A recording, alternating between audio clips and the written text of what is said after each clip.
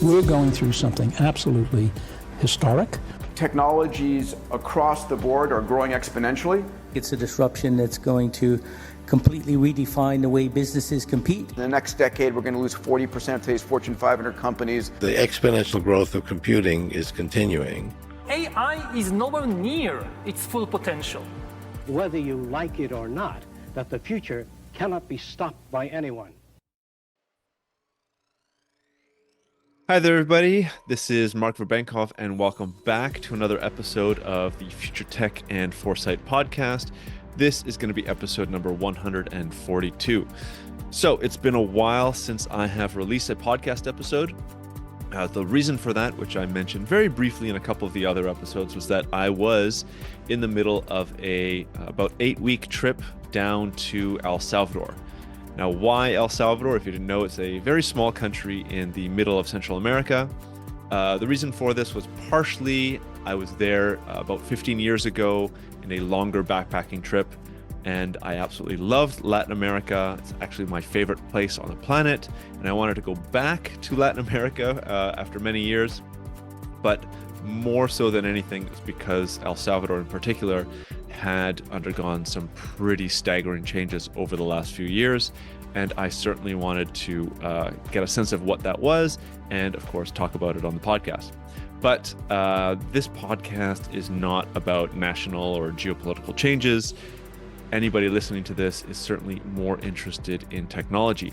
So I'm also assuming that all of you have heard that Bitcoin was made legal tender in El Salvador in 2021. I, in fact, made a short episode on this back in 2021 when we were in the midst of lockdowns and curfews. And I think it was a really interesting talking point back then, but I haven't really covered it over the last 2 to 3 years. And you could also say that there were a lot of really interesting, I guess, political changes and safety changes in the country. I'm sure you noted that there were a couple of viral videos and pictures over the last couple of years with these massive security crackdowns and imprisonment of the various gangs that made El Salvador the murder capital of the world. With those crackdowns kind of finished, the country has become safer, more prosperous, and I think a number of other really, really interesting things that I want to get into. But I'm actually going to break this theme into 2 different episodes. So this is going to be the first part. It's going to be a little bit more historical.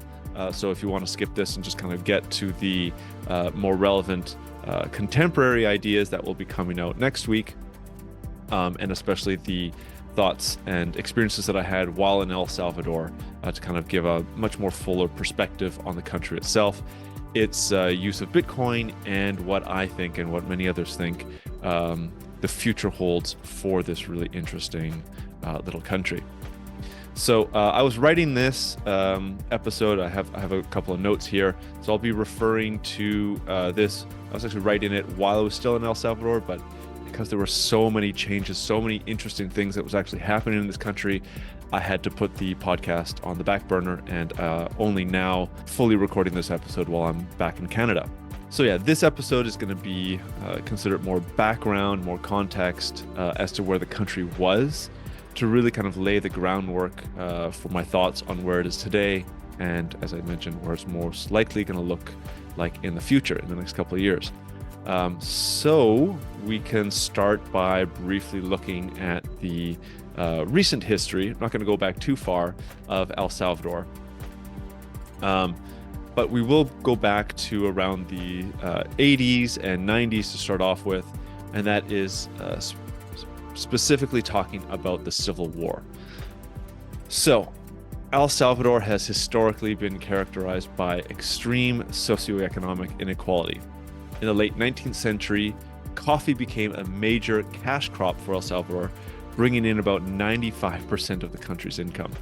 And that has significantly changed till for today. But this income was restricted to only 2% of the entire population. And this exacerbated a divide between a small but powerful land-owning elite and a very impoverished majority.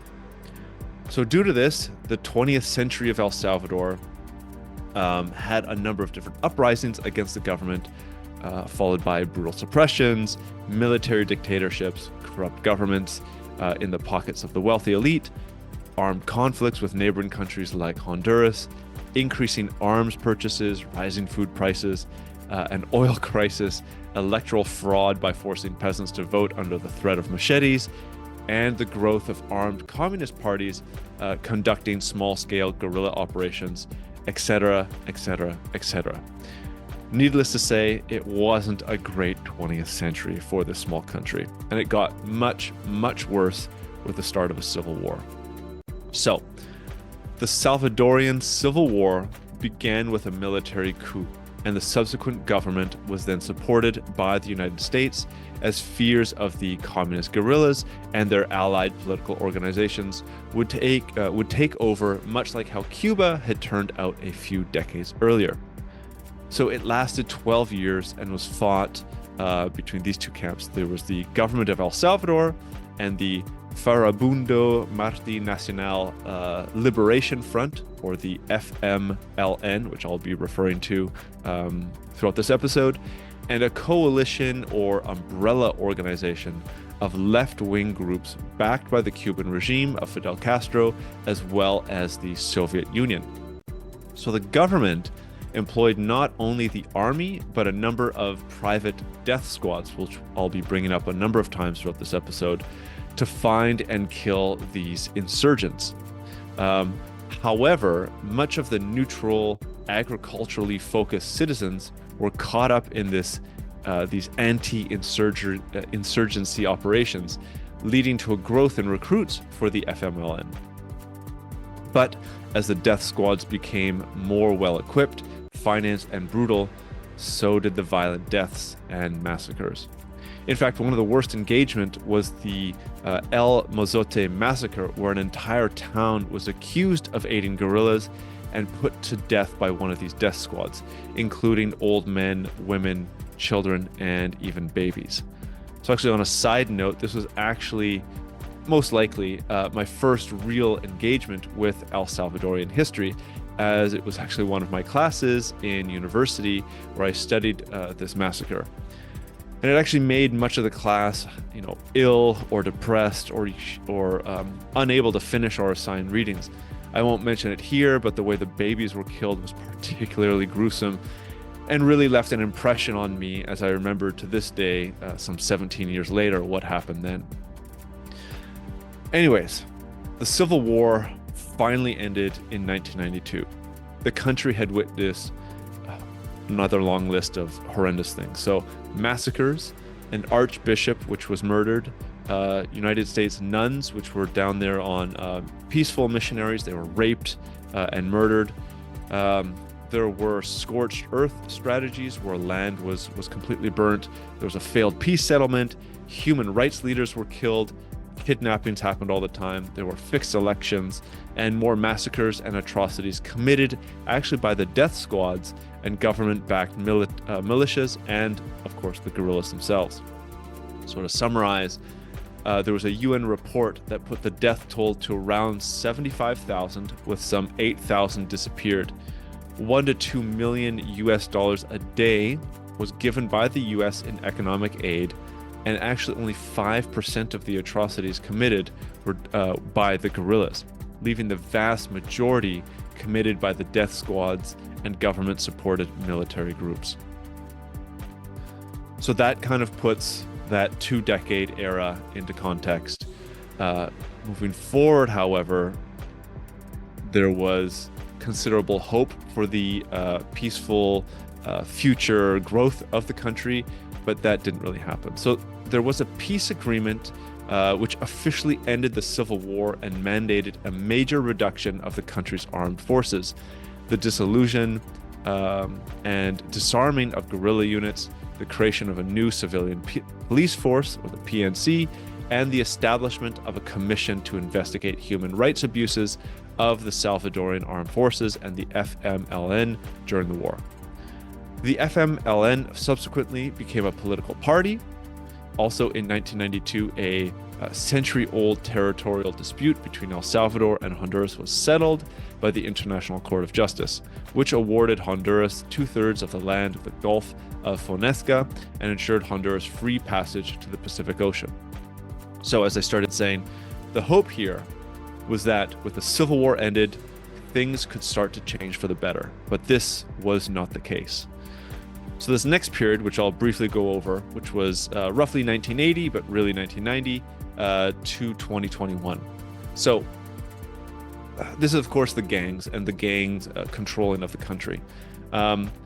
Rather than kind of give many different perspectives and lots of kind of different objective perspectives of what the gangs were doing, I actually think President Bukele's perspective on the origins and the growth of the gangs is pretty interesting, especially because this has been popularized in a lot of the speeches that he's given, and is also now considered by many people in the country to kind of be the main perspective that is being held by the population. So it's not completely objective, but I think it's really interesting.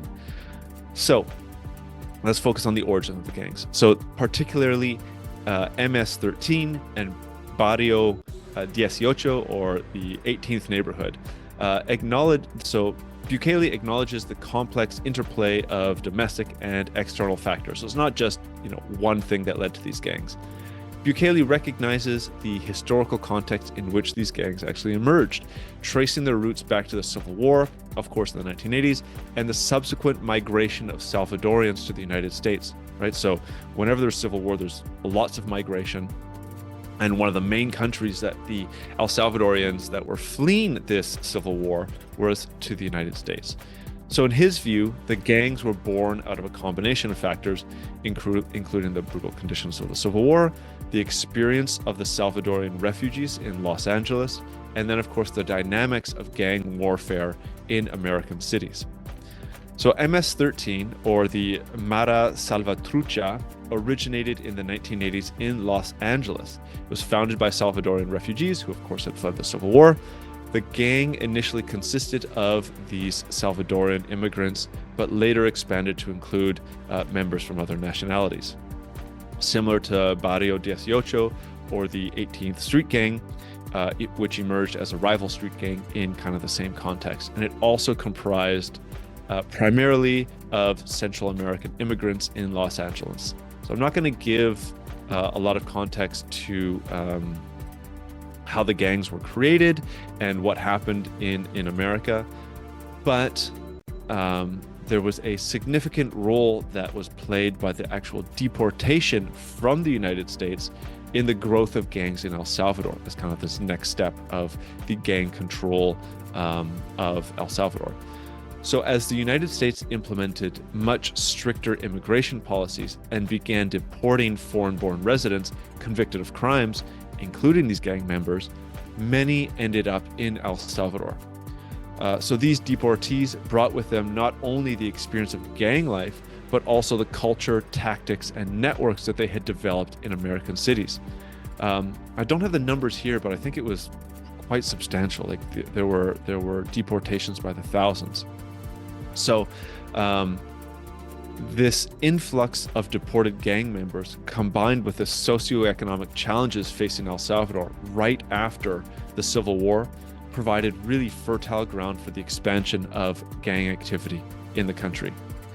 In Bukele's view, the gangs took advantage of the weakened state institutions, poverty, which was actually quite an important point, and corruption in El Salvador to establish themselves and recruit new members, particularly among the marginalized youth. So the proliferation of gangs like MS-13 and Barrio 18 had perpetuated a cycle of violence and instability, contributing to the high murder rates that El Salvador became infamous for, and driving migration from these Northern Triangle countries. So that kind of sets the stage for how the gangs were created, why El Salvador became such a hot spot for the gangs, namely this deportation and the kind of rife, fertile conditions for the proliferation of these gangs. But rather than just spew out a lot of information from Wikipedia and a lot of these other sources, I actually heard quite a bit of firsthand accounts, and I guess you could say like broader anecdotes of what happened in El Salvador during this entire period, which I think it's interesting. It's sad, of course, but it is interesting and worthwhile sharing here. So one of the things that I heard over and over and over again was that any business that was either established or that wanted to start up had to pay gangs for their protection, protection in quotes, sometimes $5 or $10 a day for each of these businesses, which for many of these, mom and pop stores or the new like pupusa corner shop, pupusa being the national dish of El Salvador, that's kind of what they would expect to earn every single day, or even more so. So it wasn't worth most people to even start any small business or mom and pop shop. So that really limited kind of commerce and economic growth in a time where it was really important to do so right after the Civil War that had destroyed a lot of crops and population and different economic situations within the country.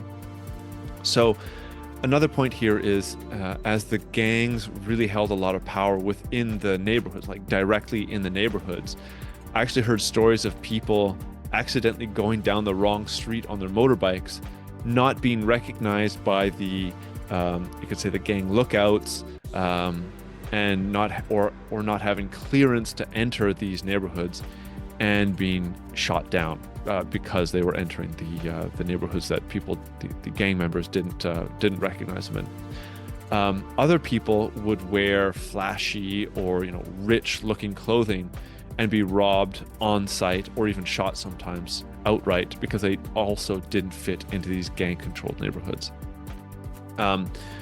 One other really interesting point was I went to a conference down there, and there was the Minister of Agriculture, and he mentioned this. So during his speech, before Bukele and his group came about, he explained that the concept of houses in El Salvador was that they were too small. And what this pertains to, I might be butchering it, but what it pertains to essentially is that before Bukele came about and these massive crackdowns came about, which I'll talk about in a minute, everybody was in their houses. Entire families were in their houses. So because you couldn't necessarily go outside and do a lot of things because the neighborhoods were run by these gangs. And then once the crackdowns happened, once the gangs were, essentially forced into jails, houses were now emptied. People were able to go outside. Families were able to go out and visit, different cities or different parts of neighborhoods that they hadn't experienced before. So the houses were empty afterwards. And this is something that, I mentioned, the agricultural minister mentioned this, but many other people that I met throughout the country were saying things that were very similar. One of the points mentioned previously were the recruiting of youth, because they were disenfranchised. They didn't really have any future prospects, so the gangs would very easily say like, hey, here's some money, come and join the gang, or forcefully at the how should I say this, a gun was held to them and said, you're now joining the gang. I heard this multiple times from locals that I was able to speak to. Now, one thing that my naive self 15 years ago, when I went to go, when I was in El Salvador, I think I spent about 2 or 3 weeks in El Salvador in a few different spots, but there were actually agreements that were made between the gangs and different neighborhoods. So El Tunco, which is a very famous beach in El Salvador, probably the most famous tourist beach down there, the local community had actually made an agreement with some of the gangs there, or the local gang, and the agreement that they had was that the gang members were not allowed to come into the El Tunco community, which was very small. It's a very small, like 1, maybe 2 streets in this beach town, but they were not allowed in there. They were not allowed to do anything sell drugs or come in and take the youth. But in order to have this happen, the communities, any business that was there, and essentially anybody that lived in this El Tunco region, El Tunco beach town, they were giving 15% of either all the profits or of their monthly wages to the gang in order for the gang not to come in. And the reason that they were doing this was because it was, even 15 years ago, it was a tourist hub.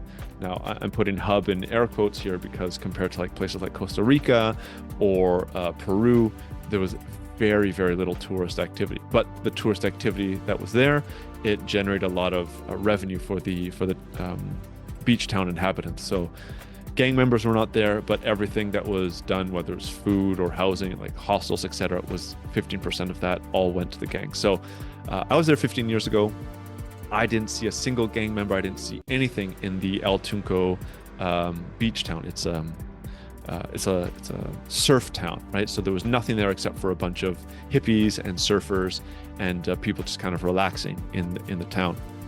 And I, of course, being a naive 22-year-old, before the time of smartphones, had zero idea about any of this. Also, my Spanish wasn't all that good, so I wasn't really able to interact with the locals. But I didn't know of any of this going on. It's only after being down there in the last 2 months or so that I was hearing these stories. So I thought it was quite interesting to revisit these places and to see how different, and really the massive changes that have happened. But more in part 2 of that in this podcast. And then the last thing that I'll talk about with my personal experiences or stories that I heard was, of course, the tremendous amount of political control that the gangs had. It's significantly more nuanced than I think I understand it. But recently, like within the last year or so, there's been a big push to investigate many high-ranking officials, even ex-presidents, for significant corruption. So that's something that's happening right now. And it's, for anybody who's interested in Latin America, this is kind of like the place to check out how a large change can happen in a very short amount of time. So one of the last things that I want to talk about in this episode is the shift, the change from, the Civil War to the gangs being in control to how the gangs actually ended. And then I'll end on a very positive note, which will segue into the second part of this, into this podcast, which is the massive positive revolution, reformation, whatever term you want to throw at it, that El Salvador is experiencing now. So how the gangs ended. The Salvadorian gang crackdown, referred to in El Salvador as the Régimen de Excepción, Spanish for state of exception, and the guerrilla contra las pandillas, Spanish for war against gangs, began in March 2022. And this was actually in a response to a crime spike between the 25th and 27th of March of the same year, when 87 people were killed in El Salvador. Now, for those of you that don't know, El Salvador only has about 6.5 million people. So it's a very small country compared to places like New York or America, where there might be more people killed every single day, but of course the amount of people is substantially smaller. So the Salvadorian government blamed the spike in murders on criminal gangs in the country, resulting in the country's legislature approving a state of emergency that suspended the rights of association and legal counsel, and increased the time spent in detention without charge. So many out there are saying, especially like Western press, are saying that this is breaking down human rights and going against human rights, etc. But I think, as you'll see in a minute, it was, from what I've heard from many local people, they were in agreement with this. It was definitely worth the effort. So among other measures that expanded the powers of law, all these things were enforced in the country. And as of April 2024, so just last month, 80,000 people with these kind of extreme measures, almost 80,000 people have been accused of having gang affiliations, have been arrested. And this has, of course, overcrowded El Salvador's prisons and has led the country to have the highest incarceration rates in the world. And then as of May of 2023, so a year ago, 5,000 people who were arrested have been released.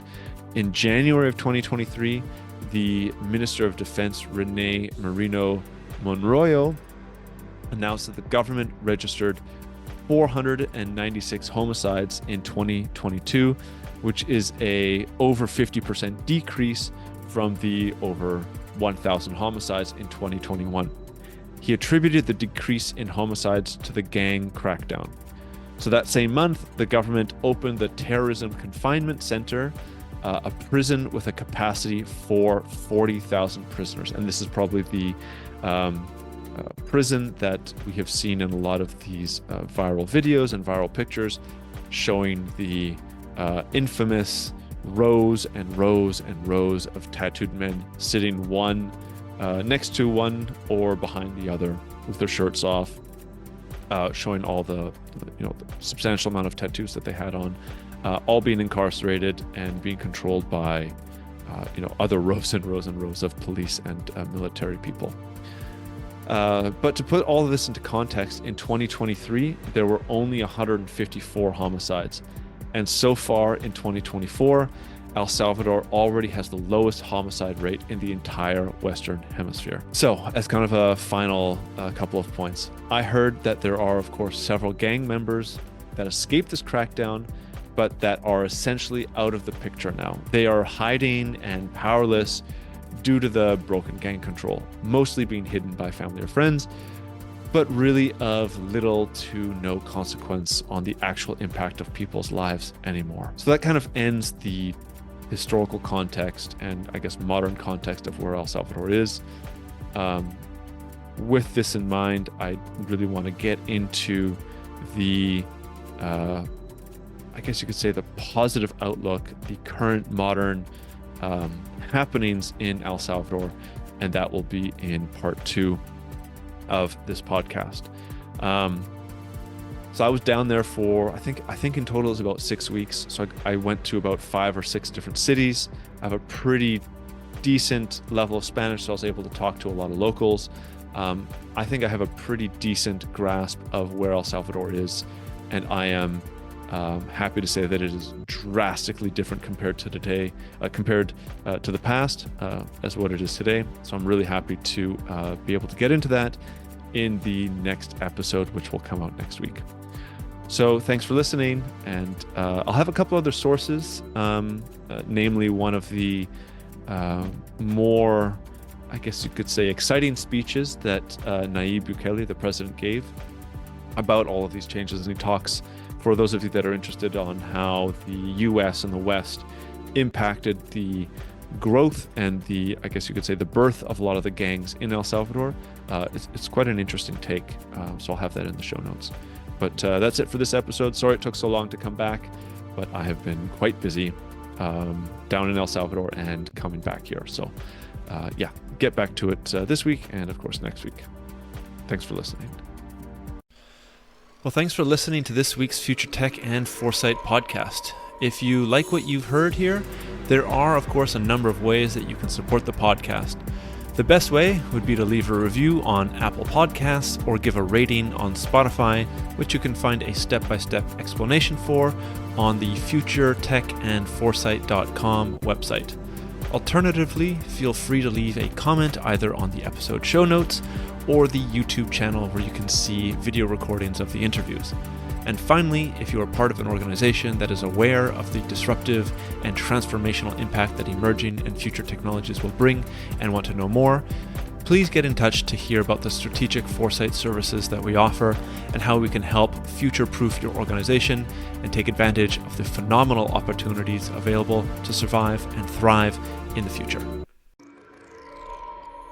A lot of future-shocked people and future-shocked institutions in our society are simply overwhelmed. Once there is superintelligence, The fate of humanity may depend on what the superintelligence does. Science fact is catching up to science fiction. The first truly intelligent machine will be the last invention that humanity needs to make. The only scarcity that will exist in the future is that which we decide to create ourselves as humans. Within a 10-year design revolution, we can have all humanity living the highest standard of living anybody's ever known. Progress is accelerating at an exponential pace, and it's going to reach a point where progress is so fast it's going to be a singularity. We are probably one of the last generations of Homo sapiens. Every single headline points to the birth pangs of a Type 1 civilization.